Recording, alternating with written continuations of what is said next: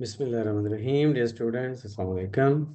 14 नवंबर 2022 को जो questions WhatsApp group में शेयर किए गए उनके ऊपर डिस्कशन। क्वेश्चन नंबर 1,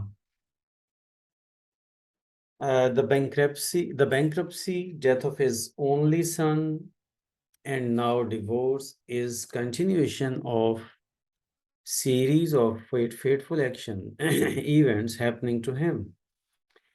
और आगे 4 idioms हैं। आज की ये जो हमारी असाइनमेंट है ये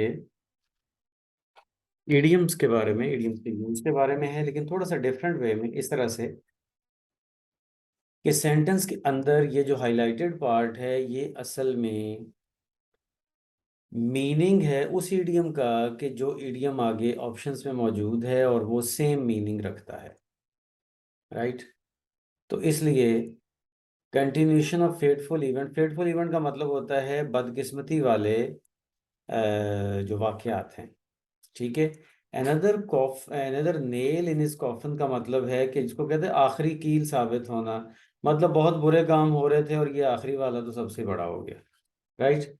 तो बैंकरप्सी, दिवालिया हो गया, उसके एक ही बेटा था उसकी डेथ हो गई, फिर अब उसकी डिवोर्स हो गई। इसका मतलब क्या है कि ये एक सीरीज चल रही थी और उसमें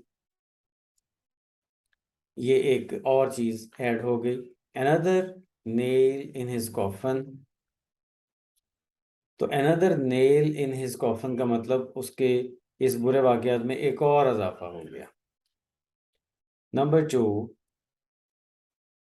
Asif has always been pampered by his father. Asif की हमेशा जो है वो अपने बाप की तरफ से उसको पैम्पर किया जाता रहा। पैम्पर का मतलब कि उसको बहुत ज़्यादा इम्पोर्टेंस दी जाती रही, उसके नखरे उठाए जाते रहे। As he is the eldest, क्योंकि वो सबसे बड़ा है Asif. And the most loved one by him, और वो सबसे, मतलब बाप उससे सबसे ज़्यादा मोहब्बत करता है।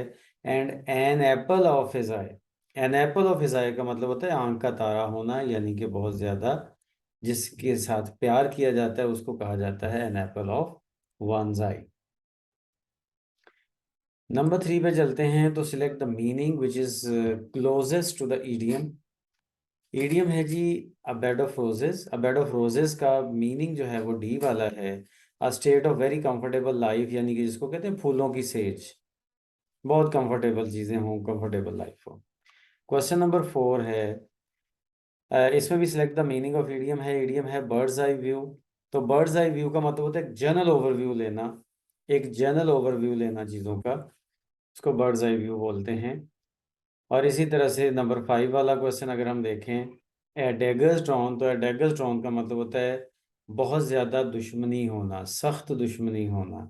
ए डेगर्स ड्रॉन, बहुत ज़्यादा दुश्मनी होना।